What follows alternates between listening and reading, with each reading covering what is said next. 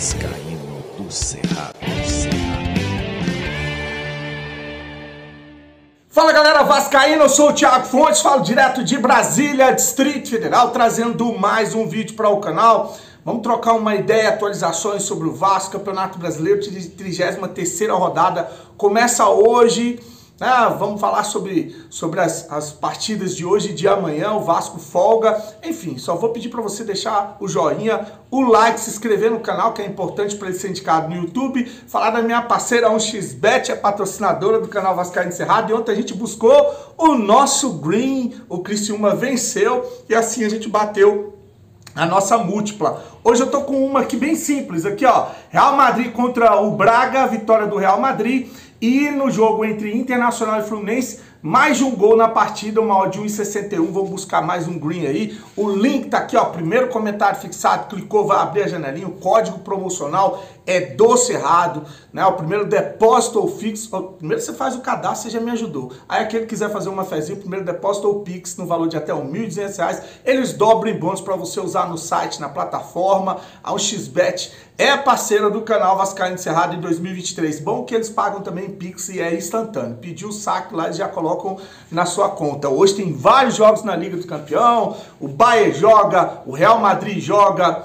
Quem mais? Jogo interessante. PSV na Holanda, acho que da vitória do PSV. O Napoli enfrenta... agora me fugiu quem é que o Napoli enfrenta. Enfim, tem vários jogos na Liga dos Campeões. Se você quiser fazer uma fezinha. E Campeonato Brasileiro, que eu vou falar da 33ª rodada. Já vamos começar, na verdade, falando da 33ª rodada. Hoje tem alguns jogos no Campeonato Brasileiro. Nenhum deles aí acho que interessa diretamente aos times que estão brigando para não cair. Tem Inter e Fluminense, tem a América e Curitiba, dois times que já caíram. Dá uma dica para a galera do trade, ambos marcam mais de um gol na partida, porque times que não tem nada para perder vão para cima, vai rolar trocação. Atlético Paranaense e Fortaleza, São Paulo e Bragantino, Botafoguense tudo de olho nesse jogo. O Bragantino é forte candidato ao título brasileiro, né? Flamengo e Palmeiras é outro jogo que o Botafoguense vai estar de olho.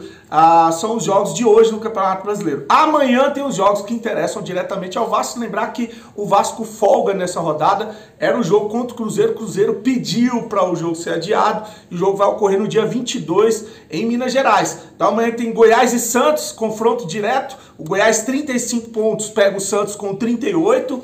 O Goiás 18º, o Santos 14º. Eu vou torcer para empate nessa partida aí. Na pior das, ou na melhor das hipóteses seria um empate, né? Mas na pior das hipóteses, eu torceria por uma vitória do Goiás. Você é louco? O Goiás vai a 38, passa o Vasco. Cara, a gente tem que alcançar o Santos de qualquer jeito se a gente quiser sair dessa situação, né? Então é melhor que o Goiás venha se embole ali, pra gente ter que alcançar o Santos, alcança o Goiás também, né? Ou passa o Goiás. Então, é empate ou Goiás. Não torço pro Santos, porque se o Santos abrir 41, aí é um a menos nessa briga, nessa reta final.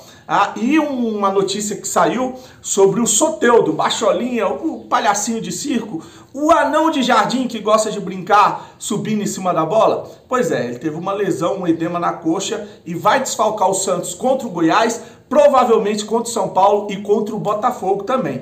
Pra mim, é uma das peças mais importantes desse time do Santos. Faço crítica, xinguei por ele ter feito sacanagem, zoação com o Vasco, mas é um dos principais jogadores desse time do Santos. E o Santos ainda está respirando no Campeonato Brasileiro, graças à arbitragem, que é o Campeonato Rei Pelé, e graças ao Soteldo, né? Soteldo que infernizou a vida do Flamengo, fez o Bruno Henrique ser expulso, infernizou a vida do Vasco, fez lá o Medel ser expulso, conseguiu gols. Foi ele que recebeu aquele pênalti mandrake contra o Corinthians. Então, um jogador muito importante para o Santos perder nessa reta final. Isso pode sim sacramentar aí derrotas e a queda do Santos para a segunda divisão. Então tá aí o Soteldo com um edema na coxa. Ele tinha sentido dores, forçaram para ele jogar contra o Flamengo, contra o Cuiabá e acabou perdendo os jogadores para as outras partidas. Outro jogo amanhã, Bahia, que é 15º, encara o Cuiabá, que é 12º.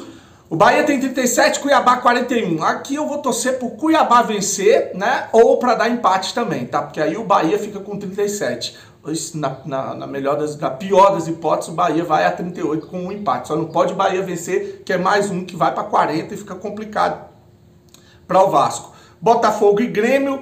jogam em São Januário. Lembrar que houve um acordo, o Vasco cedeu, como o Botafogo cedeu o Engenhão para o Vasco jogar contra o Fluminense, o Vasco cedeu São Januário e eles vão jogar... Botafogo e Grêmio vão jogar em São Januário. E para finalizar, Coritiba não, é o Corinthians e Atlético Mineiro. Corinthians e Atlético Mineiro, Corinthians tem 40. Torcer pro Atlético Mineiro, tá? O Corinthians é 13º. Então tá aí a rodada, a 13ª rodada do Campeonato Brasileiro, e o Vasco não vai jogar, folga na rodada, vai ficar esperando a partida contra o América Mineiro em São Januário, casa lotada. Eu vou só dar um recado aqui a respeito do time de base do Vasco, sub-20, né, sub-21, sub-19. O Vasco conquistou o título da Copa Atlântico sub-19. Né? A competição aconteceu em Camaragipe, Pernambuco, e o Vasco se sagrou campeão ao bater o Botafogo na final com um gol. Olha só a coincidência. O Vasco ganha do Botafogo em São Januário com um gol do lateral direito, Paulo Henrique. O Vasco é campeão dessa competição, Copa Atlântica Sub-19, né? Copa Atlântico Sub-19, por 1-0, com um gol de um lateral chamado Paulinho, que é o Paulinho da base. Então o Paulo fez o gol do time profissional e o Paulinho fez o gol no time da base. Os dois venceram por 1-0 e a molecada foi campeã desse torneio, que é uma preparação para a Copa São Paulo, né? Então tá aí, parabéns para a molecada que foi campeã dessa competição, é uma Copa, não é um campeonato, é uma Copa, né? O Vasco acho que perdeu o primeiro jogo, empatou e depois só venceu. Então parabéns para a molecada. Bom, eu falei ontem do projeto que foi assinado pelo prefeito Eduardo Paes, dizendo que ali era o primeiro que tinha sido liberado para o Vasco fazer a reforma, a ampliação de São Januário, mas ainda tem muita coisa para acontecer. O projeto de lei que ele assinou agora vai para a Câmara dos Vereadores e lá vai ser estudado o texto, debatido em plenário. Pode acontecer de parlamentares quererem fazer emendas, mudar o texto, aí ele volta para o prefeito para ele sancionar ou vetar, né? E aí depois desse trâmite na Câmara dos Vereadores e aprovação, acho que precisa de mais 26 votos, depois dessa aprovação, aí sim é liberado para o Vasco ir vender o terreno, que é o potencial construtivo, se já tem uma empresa que o Salgado arrumou, eu desconfio de tudo, né? Mas é uma empresa que parece que vai pagar uma grana nesse terreno na Barra, e aí o dinheiro ele vai diretamente para a reforma e ampliação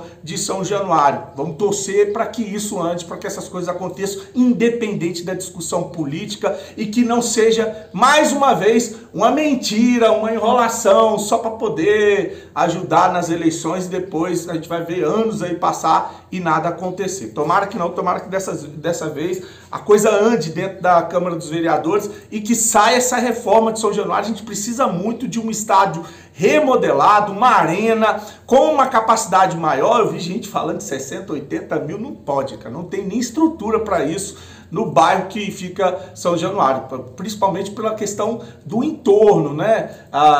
Transporte coletivo, espaço, vaga para garagem, mas se você pular ali de uma capacidade de 20 para 40 mil, já é muita coisa. Você dobra a capacidade de São Januário. Acima disso, joga no Maracanã, porque o Maracanã não pertence ao Flamengo e ao Fluminense. Então tá aí a situação do projeto e os próximos passos que agora vão ser na Câmara dos Vereadores. Bom, o Vasco tem que fazer uma campanha, eu falei isso aqui várias vezes, de G4 no segundo turno, pelo que fez no primeiro turno, para não cair para a segunda divisão. Saiu uma atualização da tabela no segundo turno e o Vasco é G6. Ele é o 6º colocado, então precisa melhorar se quiser passar com segurança ou escapar dessa degola. Primeiro lugar é o Bragantino, tem 26 pontos, 72% de aproveitamento. O segundo é o Atlético Mineiro, tem 26 pontos, 67% de aproveitamento. Mas por que tem a mesma pontuação e menos aproveitamento? Porque o Bragantino tem um jogo a menos, tá? Você vai ver isso em outras situações. Por exemplo, Palmeiras tem 25 pontos, 64% de aproveitamento, é o terceiro. O quarto é o Flamengo, tem 21 pontos, 58% de aproveitamento. O Grêmio tem um ponto a mais que o Flamengo, tem 22 pontos, mas o Grêmio tem 56% de aproveitamento.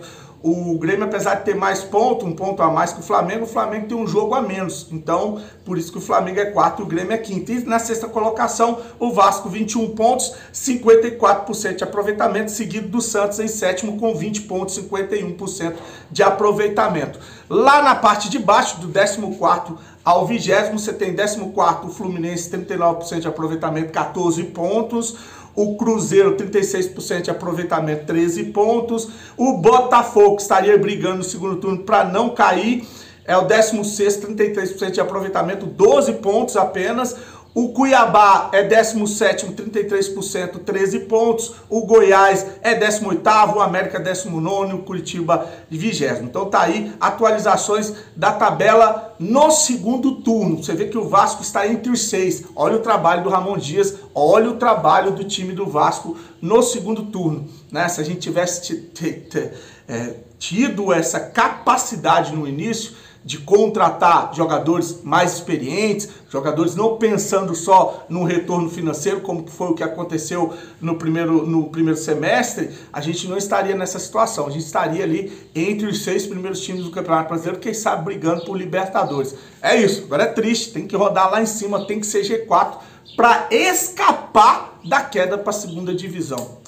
Isso é uma vergonha, né, cara? Isso é, mais uma vez, é uma vergonha pra gente, né? A gente tem que rodar lá em cima para não cair para a segunda divisão. Enfim, vamos torcer para ficar, vamos torcer para que essas eleições não aconteça falcatrua, que eu acho difícil, e vamos torcer para que essa gestão Salgado vá para casa do caralho. Não acredito que vá se o Pedrinho ganhar, infelizmente, não acredito. Enfim, vamos continuar fazendo o nosso papel, que é o que a gente sabe fazer. Desejar para você um dia abençoado, curte, segue o canal, se inscreve, fique com Deus e saudações vascaínas.